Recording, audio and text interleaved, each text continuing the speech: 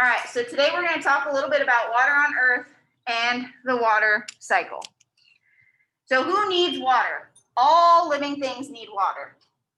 So some of the uses for us include drinking water, recreation, food, agriculture, and hydroelectric energy, because water is used for energy.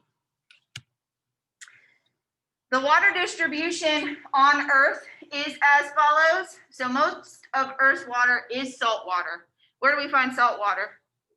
In the oceans, okay? So that's 96.5% of Earth's water. Only 2.5% is actually considered fresh water. So we are going to spend time talking about fresh water next week and the week after. We'll get into things like groundwater as well. So how is Earth's fresh water divided? Okay, so most fresh water on Earth is found as ice. We talked about ice, and what's one way that we can find ice? In the form of what? Glaciers, that's right, okay? And that is 68.7%. Groundwater, which we will spend time talking about next week, is 30.1%. Lakes, 0.26%. Rivers, even smaller, 0.006%. And we will spend some time talking about rivers. And lastly, water vapor, which is about 0.04%, okay? So the biggest piece of fresh water comes as ice. So how does water move on Earth? Water moves on Earth through the continuous process of what we call the water cycle. Okay, so the water cycle is simply the circulation of Earth's water. So the water that we find on Earth, circulating. So up here shows us a picture of the water cycle, and you are going to see something similar to this in your assignment today. And we're going to go through the different pieces of the water cycle. So the first piece is evaporation. Okay, evaporation is when water from bodies of water is turned to vapor and it rises into the atmosphere. So evaporation, we are going up.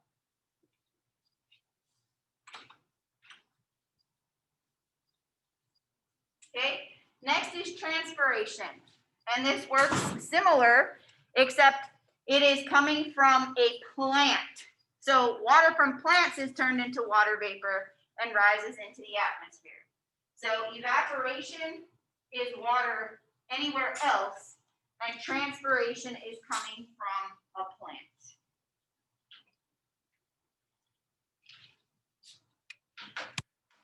Next is condensation, and we've talked a little bit about this already earlier this semester. Okay, this is gas to a liquid, so this is where warm and cold air collide, and they form water droplets.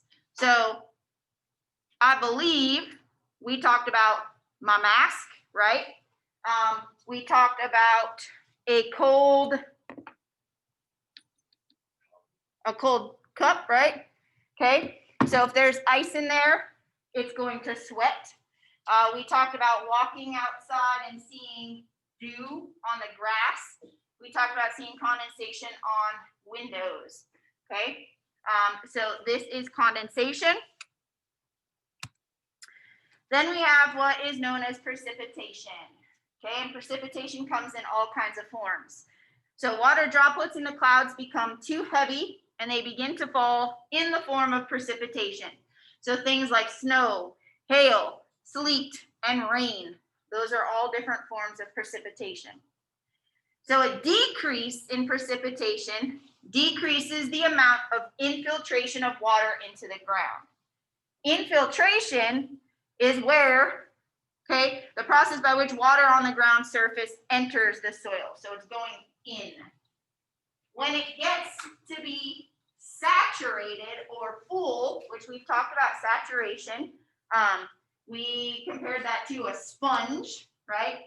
And if the sponge gets full of water, can it hold anymore? No, once it reaches saturation, it cannot hold anymore, okay?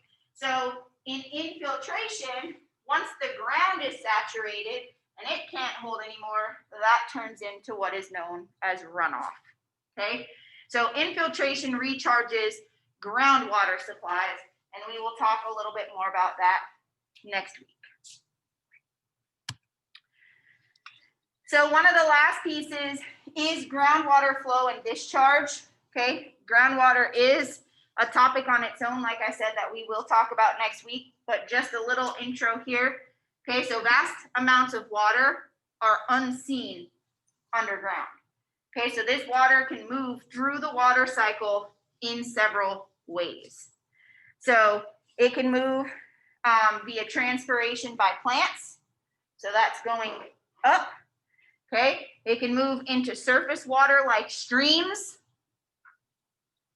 or it can move or be used in storage in the ground. Okay, and we will, like I said, talk more about groundwater next week. So precipitation is what's coming down. Evaporation, it goes up. Transpiration also goes up, but it's coming off of a plant. And then we have condensation, which is those water droplets. Okay, super short, super sweet. That is the water cycle.